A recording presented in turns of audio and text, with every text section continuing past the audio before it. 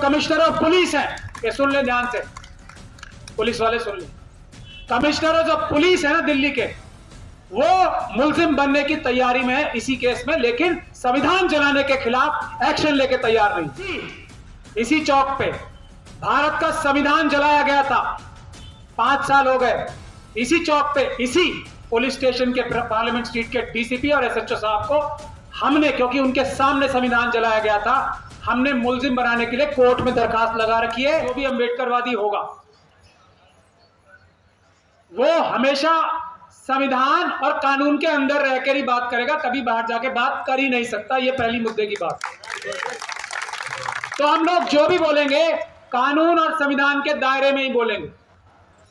और दूसरी बात, जो आरएसएस के लोग हैं, मनुवादी लोग हैं, वो कभी भी संविधान और कानून के दायरे में रह के बात ही नहीं कर सकते, ये भी बात तय है। तो हम लोगों को इस बात से डरना ही नहीं चाहिए, क्योंकि संविधान, कानून, शांति हम लोगों की रूह में है, आत्मा में है। खुल के बोले, जो मन में आता है बोले। हम आपके वकील हैं, हम आपके समाज के वकील हैं, बिल्कुल डरने की बात नहीं। हमारे अंदर से कभी भी कोई भी बात संविधान और कानून के खिलाफ आ ही नहीं सकती, और उनके अंदर से कभी भी कोई संविधान और कानून की बात आ ही नहीं सकती। इसी चौक पे भारत का संविधान जलाया गया था, 5 साल हो गए। इसी चौक पे, इसी पुलिस स्टेशन के पार्लियामेंट स्ट्रीट के डीसीपी और एसएचओ साहब को हमने, क्योंकि उनके सामने संविधान जलाया गया था, हमने मुलजिम बनाने के लिए कोर्ट में दरखास्त लगा रखी है। जो कमिश्नर ऑफ पुलिस है, ये सुन ले ध्यान से, पुलिस वाले सुन ले, कमिश्नर ऑफ पुलिस है ना दिल्ली के, वो मुलजिम बनने की तैयारी में है इसी केस में, लेकिन संविधान जलाने के खिलाफ एक्शन लेके तैयार नहीं। दूसरी बात, हमने एक मुस्लिम, ऑल इंडिया मुस्लिम महापंचायत का बनाया, उसमें हमने कहा कि ये पंचायत तो मुसलमानों की है, लेकिन इसमें मुसलमानों से पहले एससी, एसटी, ओबीसी और दूसरी माइनॉरिटीज की आवाज उठेगी। ध्यान से सुन लीजिए, 5 ही मिनट में खत्म करूंगा। हमारे से पुलिस के लोगों ने कहा कि ऊपर से आदेश है, मेरे जो लोग मिलने गए, मैं तो जाता नहीं। अगर आप सिर्फ मुसलमानों की बात करोगे तो आपको टेलीविजन का इंतजाम सरकार कराएगी, सिर्फ मुसलमानों की बात करोगे तो, और बसों का इंतजाम सरकार करेगी, और भी कुछ चाहिए तो वो भी करेगी। लेकिन अगर आपने मुस्लिम महापंचायत में एससी, एसटी, ओबीसी की बात की, पहले बात करना तो छोड़ दीजिए, आप कह रहे हैं अगर बात भी की तो हम आपकी परमिशन कैंसिल कर देंगे। हमने कहा वो तो हो ही नहीं सकता, हम अम्बेडकरवादी है तो हमारी परमिशन कैंसिल कर दी। सुन लीजिए ध्यान से, मुस्लिम्स को फलक्रम बना रखा है ना नफरत का, उसी बेसिस पे सारी राजनीति हो रही है। तो हम अम्बेडकरवादी हैं। तो बाबा साहब की सबसे बड़ी खासियत ये थी, वो प्रॉब्लम समझते थे। इंटेलेक्चुअल होना, बहुत सारे इंटेलेक्चुअल रहे होंगे, लेकिन वो बहादुर थे, ज़हीन थे, और प्रॉब्लम समझते थे और प्रॉब्लम का सलूशन जानते थे। तो हमें कोर्ट से परमिशन मिली, लेकिन वहां भी 10,000 की बाउंड्री लगा के, 10,000 से ज्यादा लोग नहीं होंगे। अब हमारे लोग तो 1 लाख के करीब स्पेशल सेल ही बता रही थी आएंगे। तो हमने कोर्ट में दरखास्त लगाई है कि ये जो आज आप पे बंदिश लग रही है ना, गैर कानूनी है। ऐसा कोई कानून में प्रावधान नहीं है। जो हमने पिटीशन लगा रखी है अभी, उसमें पुलिस ने यह कहा कि हमारे पास, राजेंद्र पाल गौतम जी और सब लोग सुन लें, हमारे पास ऐसी कोई गाइडलाइन नहीं है जिससे ये बताएं कि परमिशन किसे देनी है, कितने नंबर्स में देनी है, कैसे देनी है, क्या देनी है। कोई परमिशन नहीं है। ये सब जो कंडीशंस लगाई जा रही है, ये गैर कानूनी है। इसे हम मिशन सेव कॉन्स्टिट्यूशन की तरफ से खत्म कराएंगे, ये मैं आपसे वादा कर रहा हूं। दिल्ली हाईकोर्ट में पेंडिंग, कोई बंदिश लगा ही नहीं सकता। आर्टिकल 19 सुप्रीम है। हाँ, अगर आप कोई कानून तोड़ के बात करोगे तो उसमें आपके खिलाफ एफआईआर दर्ज होगी, लेकिन रोक कोई लगा ही नहीं सकता। और हम लोग कोई बड़ी बड़ी पार्टीज थोड़ी हैं जो हम लोग हमें पता होगा कि हमने इतनी बसें भेजी है तो इतने कार्यकर्ता आएंगे।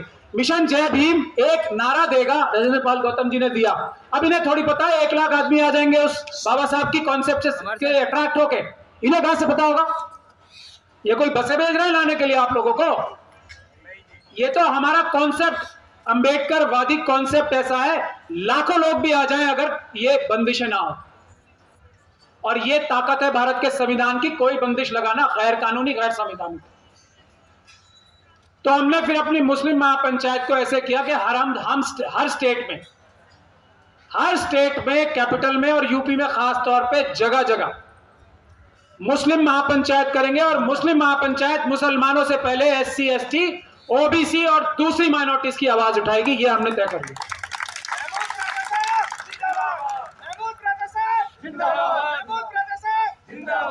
राजेंद्र पाल गौतम साहब के साथ बैठ के हमारी छोटी बहन रितु यहां बैठी है।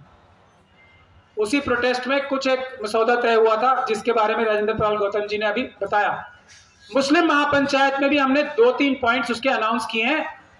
देखिए, अगर मुसलमान इस देश के अकलमंदी से काम नहीं लेंगे तो हमारा अंबेडकरवादी मिशन कामयाब नहीं हो सकता, ऐसा मैं मानता हूं, क्योंकि नफरत सारी मुसलमानों के नाम पे पैदा की जाती है। दोष नहीं है उनका कोई वैसे, लेकिन उनको बहाना, उनको रास्ता मिला हुआ है तो वो उनके हाथ हथियार लग गया है। तो हमने मुस्लिम महापंचायतों में ये एजेंडा रखा है। हम चाहते हैं कि यहां भी आप सब लोग विद्वान लोग उसको कंसिडर करें। पहला, जो जिसकी जितनी संख्या भारी उतनी उसकी हिस्सेदारी। काशीराम साहब ने आम आदमी की भाषा में और बाबा साहब डॉक्टर भीमराव अंबेडकर ने एक वोट का अधिकार सबको देके ये तय किया था। नौकरियों में जिसकी जितनी संख्या भारी, सिर्फ नौकरियों में नहीं, सिर्फ पढ़ाई लिखाई में नहीं है, जमीन की गहराइयों से लेके आसमान की ऊंचाइयों तक, यह है बाबा साहब डॉक्टर भीमराव अंबेडकर का संविधान। जो कुछ संपदा है उसमें सबका, हर एक भारत का नागरिक बराबर का हिस्सेदार है। यह बाबा साहब डॉक्टर भीमराव अंबेडकर का संविधान। इसका मतलब क्या हुआ कि जुडिशरी में ही नहीं, जज साहब बैठे हैं हमारे, जुडिशरी में ही नहीं, पार्लियामेंट में नहीं, असेंबलीज में नहीं, दूसरी इलेक्टेड बॉडीज में नहीं, बिजनेस में, ये शेयर मार्केट चल रही है ना, उसमें भी बराबर की हिस्सेदारी। ये अडानी अंबानी जो कंपनी चला रहे हैं उसमें भी हमारी बराबर की हिस्सेदारी। जमीन में हिस्सेदारी बराबर की, सब चीजों में बराबर की हिस्सेदारी बाबा साहब डॉक्टर भीमराव अंबेडकर का संविधान है। तो पहली डिमांड जो हमने वहां से रखी है वो ये रखी है कि 100%, 100% रिजर्वेशन इन एवरीथिंग, जमीन की गहराइयों से लेकर आसमान की ऊंचाइयों तक। जिस पॉलिटिकल पार्टी का ये एजेंडा होगा हम उसके साथ मिलकर काम करने को तैयार। दूसरा, हमारे जो एससी, एसटी, ओबीसी और माइनॉरिटीज और विमेन के जो कमीशंस हैं उसको जुडिशियल पावर्स और उसकी सिलेक्शन वैसे होगी जैसे सीबीसी होता है। ऑपोजिशन का मेंबर भी होगा उसमें, जो लीडर ऑफ ऑपोजिशन होगा, सरकार का भी नुमाइंदा होगा, सुप्रीम कोर्ट के जज भी हों। एससी, एसटी, ओबीसी और माइनॉरिटीज की जितनी कमीशंस हैं, महिलाओं की जो कमीशन है उसको जुडिशियल यानी कि न्यायिक पावर्स मिलनी चाहिए। बाबा साहब डॉक्टर भीमराव अंबेडकर ने एससी, एसटी कमीशन अपनी कलम से संविधान में लिख के उनको सुप्रीम कोर्ट के बराबर बनाया था। ये हमारी व्यवस्था ने उसको डाइल्यूट किया, उसको वापस लेने का काम करना। तीसरा, जितने भी हमारे बेनेवोलेंट यानी कि हमारी हितों की रक्षा करने के लिए कानून है, एससी एसटी एक्ट, वक्फ एक्ट, एससी एसटी सब प्लान, जिसमें हर एक बजट में कहीं का भी होगा एससी और एसटी कम्युनिटी के लिए बजट में उनकी संख्या के हिसाब से रिजर्वेशन होगी बजट, उसको इंप्लीमेंट करने के लिए कानून ऐसा बनाया जाएगा। और इस तरह के जंग जंगल जमीन के जितने भी कानून हैं एससी, एसटी, ओबीसी और माइनॉरिटीज के लिए, जिनसे उनके हकों की रक्षा होती है, उसका उल्लंघन करने वाले अफसर के खिलाफ 7 साल से मिनिमम सजा। ये तीसरा। और चौथा आखिरी ये है कि संविधान की जो पार्ट 3 है, और ये कह के मैं अपनी बात खत्म करूंगा, पार्ट 3 जो है फंडामेंटल राइट्स का उल्लंघन होने देने वाले अफसरों के खिलाफ भी कम से कम 7 साल की सजा और ज्यादा से ज्यादा उम्र कैद की सजा होनी चाहिए हर एक नागरिक के लिए। इसमें यह नहीं कि मुसलमानों के लिए होना चाहिए, इसके लिए जो हमारे सो कॉल्ड 12% वाले भी हैं उनके भी अधिकारों की रक्षा करने के लिए अगर कोई अधिकार वायलेट होता है संविधान का और कानून का, तो उनके लिए भी यही प्रावधान रहेगा। ये अंबेडकरवादियों का मन है, ये अंबेडकरवादियों की सोल है, ये हमारी आत्मा है कि सबको बराबरी का हिस्सा। हम दरवाजा खटखटा के 12% का हक उनके दरवाजे पे रख के आएंगे जब हमारी सत्ताएं आएंगी। दरवाजा खटखटा के हम अन्याय नहीं करेंगे।